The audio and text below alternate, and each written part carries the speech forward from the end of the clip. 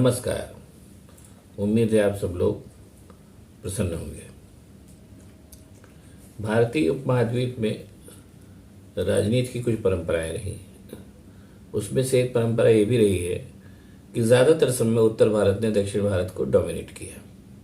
लेकिन ऐसे भी समय आए हैं, हालांकि बहुत कम समय ऐसे आए हैं जब दक्षिण भारत ने उत्तर भारत को डोमिनेट किया। ऐसा समय सबसे पहली बार जब आया, उस समय दक्षिण भारत में राजा हुआ करते थे राजेंद्र चोल, जिनका समय था 1014 से 1044 ईस्वी। ये किस्सा बड़ा दिलचस्प है, आ जाइए आपको सुनाता हूँ। दक्षिण भारत में चोल डायनेस्टी थी जो 850 ईस्वी के आसपास इस्टेब्लिश हुई, और उसमें बहुत से प्रतापी राजा हुए। उसमें दो राजा सबसे प्रतापी थे, राजराज चोल और राजेंद्र चोल। राजराज पिता थे और राजेंद्र चोल उनके बेटे थे। बीच में राजराज चोल के अंतिम समय में और राजेंद्र चोल जब उनके बाद राजा बने, तो बीच में 4-5 साल का समय ऐसा भी था जब दोनों ने एक साथ शासन किया। उस समय उनके शासन को राजेंद्र चोल का शासन कहा जाता था। राजेंद्र चोल की कई खूबियां थी। पहली तो एक बहुत बड़े विजेता थे, जिन्होंने दक्षिण भारत से लेकर के उत्तर भारत तक कब्जा किया, और भारत के अलावा भारत के नीचे मालदीव और मलक्का और ये सब जो प्रायद्वीप है उन पर भी कब्जा किया उन्होंने। और दक्षिण भारत का जो समुद्री व्यापार था उस पर भी उनका कब्जा था, और बड़े पढ़े लिखे विद्वान आदमी थे। अपनी इन विजयों के क्रम में राजेंद्र चोल दक्षिण से विजय करते हुए निकले और उन्होंने उड़ीसा और बंगाल पर कब्जा किया। ये वो पहला समय था जब किसी दक्षिण भारतीय राजा ने उत्तर भारत तक आक्रमण किया, और न केवल आक्रमण किया बल्कि जीता भी और वहां टिके भी। राजेंद्र चोल भी अपनी इस विजय के महत्व को समझते थे, इसलिए उन्होंने बंगाल में गंगा नदी के पानी को कई स्वर्ण पात्रों में भरा और उसको लेकर के वापस लौटे अपने राज्य में।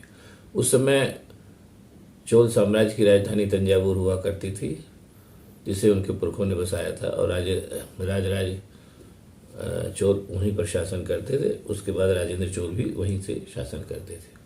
इस विजय के उपलक्ष्य में दो काम किए राजेंद्र चोल ने। एक तो उन्होंने गंगईकोंड चोल का विरुद्ध धारण किया, मतलब ऐसा चोल राजा जिसने गंगा नदी पर विजय प्राप्त की या गंगा नदी तक विजय प्राप्त की। तब उसके बाद से उनका एक नाम पड़ा राजेंद्र चोल गंगईकोंड चोल। और दूसरा काम उन्होंने किया कि अपनी इस जीत के उपलक्ष्य में उन्होंने एक दूसरी राजधानी बसाई। उस राजधानी का नाम रखा उन्होंने गंगईकोंड चोलापुरम, यानी गंगा को जीतने वाले चोल राजा की राजधानी।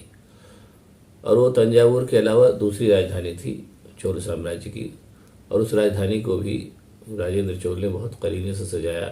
वहाँ अपनी जीत के उपलक्ष्य में एक बहुत बड़ा मंदिर उन्होंने बनवाया, जो अभी भी हालांकि बहुत अच्छी कंडीशन नहीं है, और बहुत सुंदर नगर बसाया, और साथ ही साथ बहुत बड़ी झील भी वहाँ बसाई। ये सब काम राजेंद्र चोल ने किया।